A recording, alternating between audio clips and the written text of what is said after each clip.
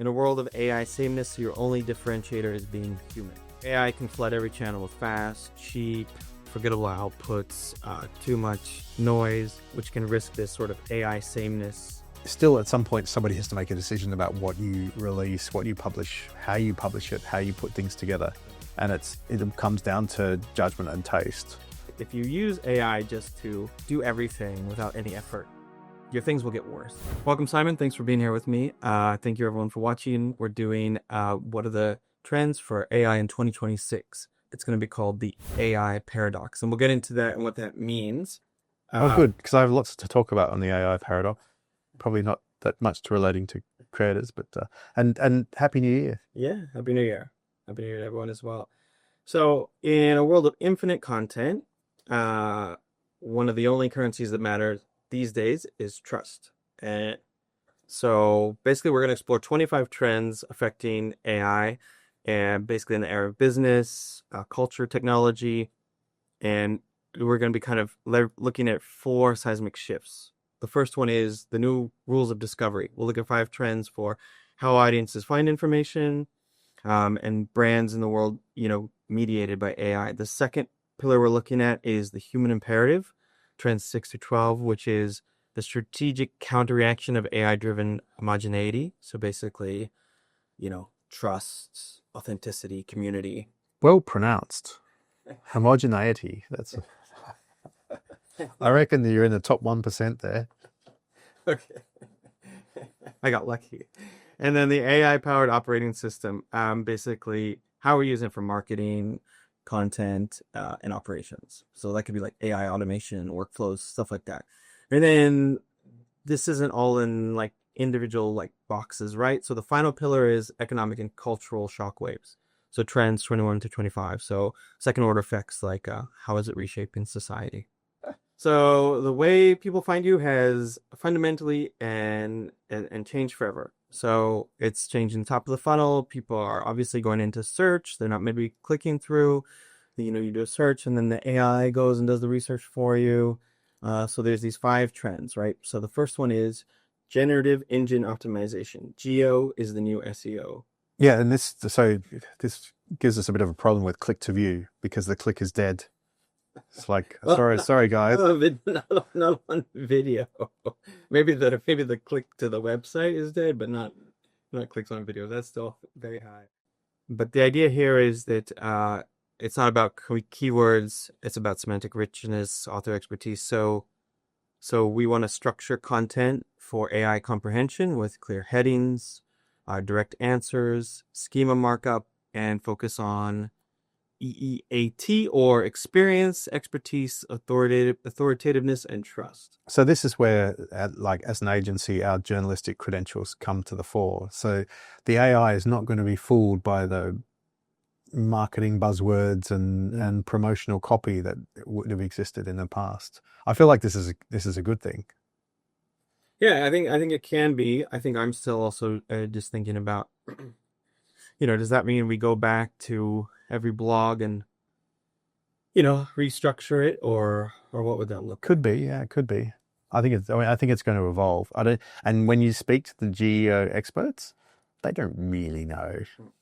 And I'm sure it's just like, the algorithms when you're doing Google search, it changes, right? Yeah. And so it probably even differentiates between the different models. I had said in the past that SEO is dead. I think actually probably the fundamentals of SEO remain true.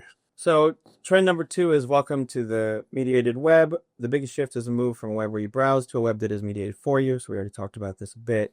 So we're moving from the structure to now this idea that the AI is making these choices for you, right? The AI is going on your behalf. Could be through an agent, could be through deep research, could just be just a simple query. ChatGPT has the new shopping button. Have you used it yet? No, not yet. So I use it and it's helpful. I'm not really sure if they do a whole different structure to that or what, but so there's a quote here: the fundamental marketing question shifts from how do I win the click to how do I become the recommended by an AI platform. I think the internet itself had become pretty crappy anyway before ChatGPT came along. So again, I see this as a net benefit. Yeah. I mean, I think that was the joy, right, of using ChatGPT for the first time. It's like a blank screen and you can get answers. You're not overwhelmed. Yeah. It was like the first time you used Google back in the day, or actually when Facebook first came along, and it's like boom, and they're all your friends. So trend number 3 is the click is dying, the citation is king. So the idea here is that um, basically we are becoming more to a zero-click behavior, but you actually already hit this on the nail on the head, which is you're doing that search, but you kind of filtering out all that excess, and so you get to what you want. So the key point here is clicks are down, but conversion quality is up. People increasingly turn to ChatGPT, Perplexity, AI overviews, or for ever visiting a website. So you got to what you want, right? You got to what you were looking for. Yeah. You And still clicked, but it was... I think this is interesting because oftentimes, like if you're doing a deep research, for instance, and it will like scour 300 or hundreds and hundreds of sources, one of those is going to help you make a decision. So it may be that content on that website never was visited by a human, but it actually still contributed to your decision. Trend number 4 is your audience is searching everywhere. So on my screen, you can see like TikTok, YouTube, Amazon, Reddit. So YouTube might be educational content, product discovery that you might buy on there. Same thing with YouTube, right? But on YouTube, you might have how-to guides or longer form content, visual demonstrations. Amazon is still more product-specific queries and comparisons. And then Reddit would be like authentic community discussions and recommendations. And that whole community aspect gets a little bit, we'll talk about that, as it's still quite important. And then I think trend 5 is prepare for autonomous buyer bots. And I think we saw this with Visa last year with already, trying to make this safe and secure. And what we saw like Google's thing, we specifically saw Visa talk about it in some of their press releases and in their videos we made for them. So marketing must evolve from persuading users to programming brand agents. These agents need to deliver seamless, personalized interactions that position the brand as the optimal choice for an autonomous bot. I think that's a bit of an interesting concept, but I think the idea is that we might not just be selling to humans. I think this would be more like e-commerce type thing, but also what are the bots going after, right? Yeah, I'm not sure about this myself. I like to be the one who pushes the button, even though I could set up automatic ordering already. I feel like it's one of those things where I don't want to take myself out of the process. Yeah, I think this would be like an example might be there's that new camera you want to get, right? And you say, hey, I want this camera, this model. If it goes below this price, buy it. Oh, yeah, I would do that. I would definitely do that. Yeah. So then you're not sitting there waiting for this price to go down. The AI bot is just always looking for scouring. It's like... So now let's move on to the human imperative, part 2. In a world of AI sameness, your only differentiator is being human. And 6, the authenticity imperative and the anti-slop resistance. So AI can flood every channel with fast, cheap, forgettable outputs, too much, noise, which can risk this sort of AI sameness. So you're getting outputs, but maybe not an emotional connection. Marketers, I think like trust, obviously trust is important, but when it comes down to that human differentiation, I think this is where we as an agency need to be focusing a lot of our time talking about in terms of promoting ourselves is judgment and taste, because that still at some point somebody has to make a decision about what you release, what you publish, how you publish it, how you put things together. Mm-hmm. And it comes down to judgment and taste. So trend number 7, winning in the trust economy. So exactly on your point here, with audience trust eroding, stuff that's maybe too polished, high production value, clever messaging doesn't necessarily guarantee credibility. So customers are looking for messages and experiences that feel real, transparent, and align with their lived experience. I think that's part of it. So maybe audiences are less shaped by the offer itself and more by how genuine and transparent the message feels. Yeah, do I resonate with this? This moves into trend number 8, creator-led collaboration replaces influencer marketing. So audiences are tuning out. They're not listening to so many like polished ads. But what we're seeing is that there's 3.2 times better ROI from creator-driven partnerships versus just the traditional influencer campaigns. Shift from celebrity sponsorships to long-term partnerships with micro-influencers. So maybe they have like 10 to 100,000 followers, and maybe like your employees will do the talking, or niche creators who share their lived experiences. Trend 9, community is your competitive moat. The idea is that, if, as AI accelerates like the output of things, our edge could be compounding relationships with communities. So you have building own communities like Circle, Discord.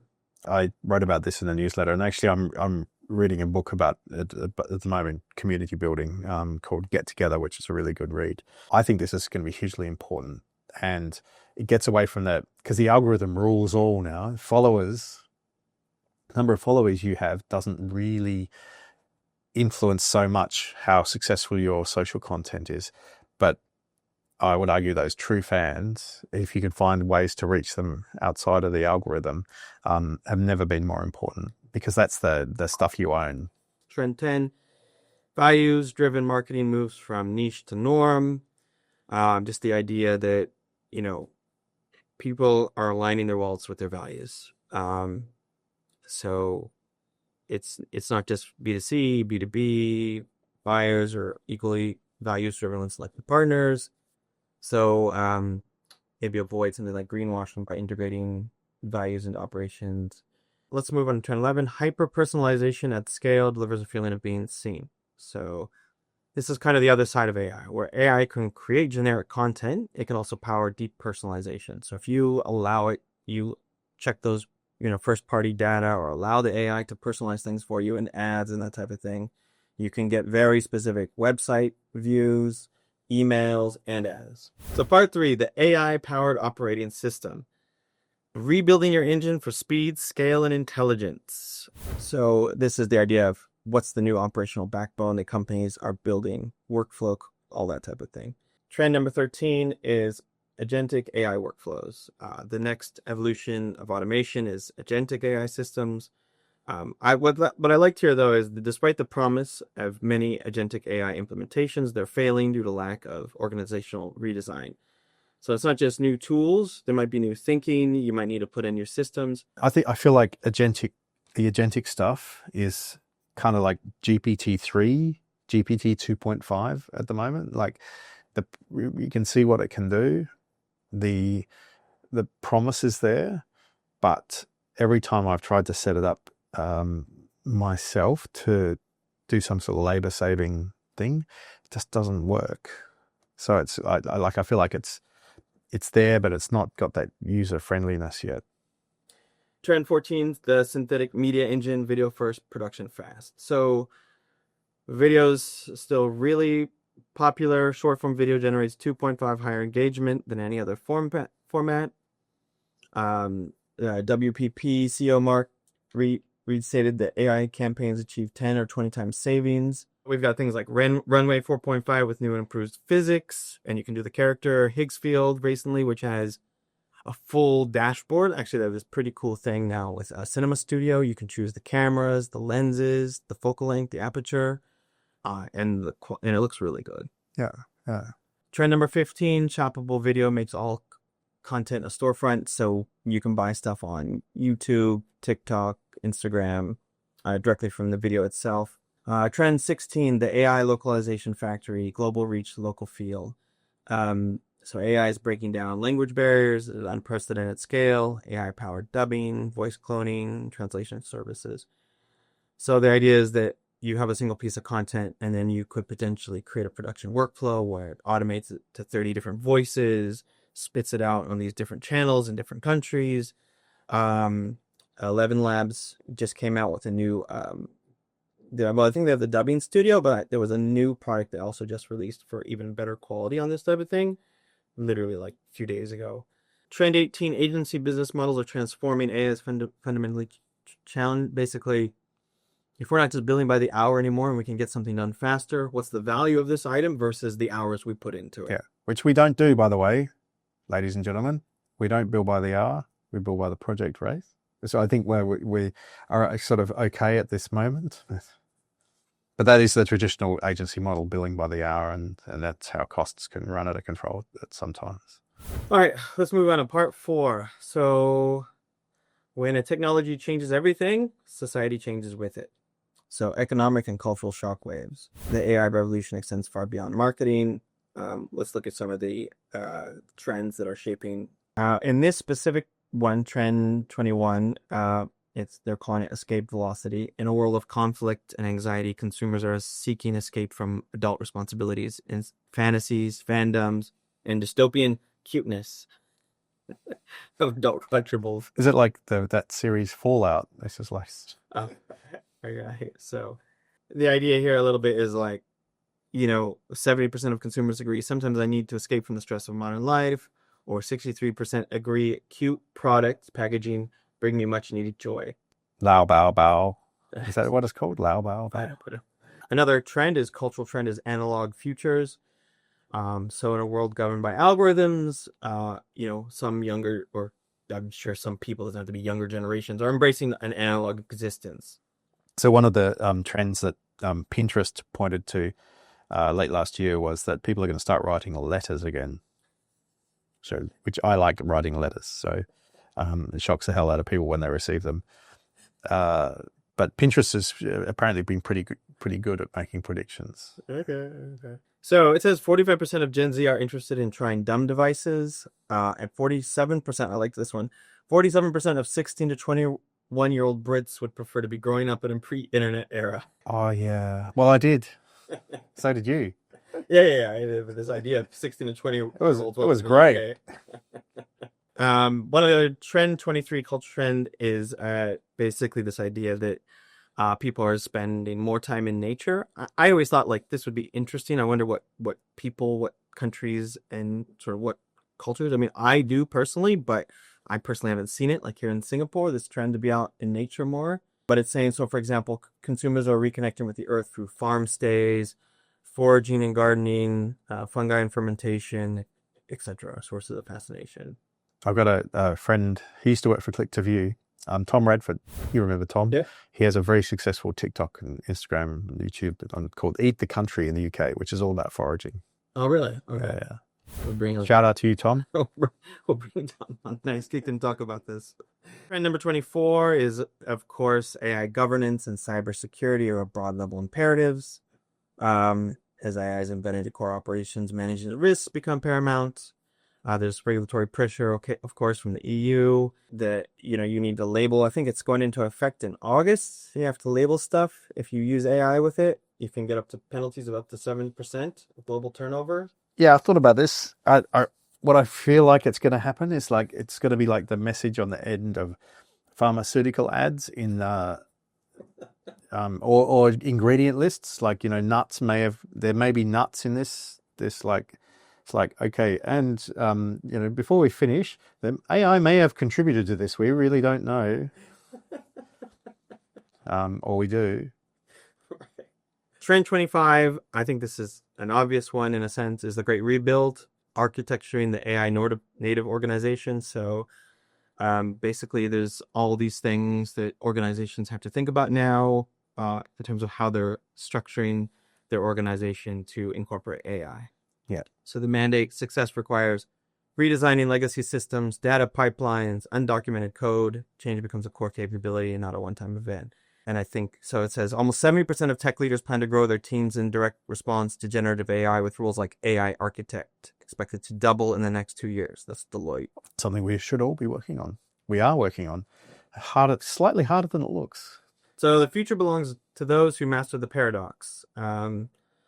The 25 trends for 2026 point to a single strategic imperative, mastering the tension between machine efficiency and human connection.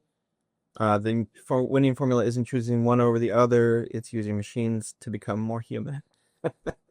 So use AI to automate the impersonal, freeing your team to create the more personal. Use AI to analyze data at scale, generating insights that foster genuine empathy. Then you use AI to achieve unprecedented reach so your authentic story can connect with more people.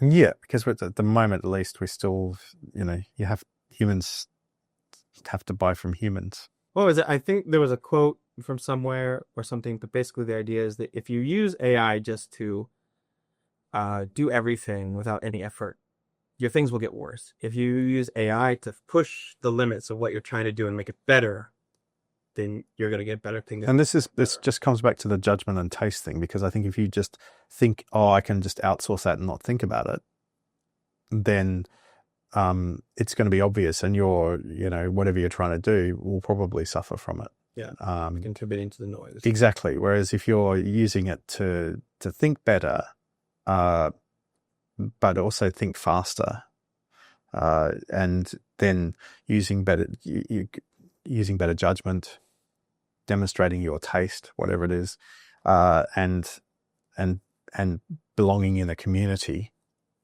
that's going to be a plus for you. After having this discussion, I think it's important to look at these trends on what's important to you, and probably build out a little bit of an action plan. I think you could even potentially use AI or deep research to think about that if you give it context of yourself and what you're doing for work. I did that for the team, but also recently on the AI Daily Brief, I thought it was nice. He had like a 10 weekend challenge. So like over 10 weekends, here's like this challenge. And it was kind of, the idea was that you build like a little tracker website for yourself from the start. Like that's the first thing you do is you vibe code that with a progress bar. So if you were interested in that, I thought that was pretty good. But also I think for me personally, there's also just this idea of doing some deep research, giving some context of what you're looking at for the next year. And then what I personally did for this one was I literally used all these sources for this trends report and then I used deep research within our company's architecture I used Google Deep Research within the company to sort of scrape things about everyone in the company, make bios for them, and then take that into NotebookLM, output a general first output, then take that output, put it into Claude Opus 4.5 to actually do a verification and rewrite it. There's still errors in it. Yeah. And I had to send it out like that because I can't take the time to vet perfectly every single one. But I think the idea is just that, it gives you something to think about. You sent it out already? Yeah, you've already got one. Oh, I haven't seen it in my inbox. Yeah. I mean, it's probably there. I just haven't looked. No, yeah. So I think this idea that, you look at it, and I told people too in the emails, like, expect errors, but if you give me like your resume or strength finder test or something else like that, then it can be more accurate. And of course they could do that on their own, right? All right. So thanks so much for joining this AI for Creators. Hope you found something or thought of something in watching this that was helpful for you. And thank you so much, Simon, for being a sounding board and giving me some great ideas and just with this as well. You're welcome. It's always very informative. I like coming in here and not having any clue what we're going to be talking about. It gives you a fresh response. Yeah, absolutely. It's very good. Thanks, Erik. Yeah. And thanks everyone for watching. Thank you.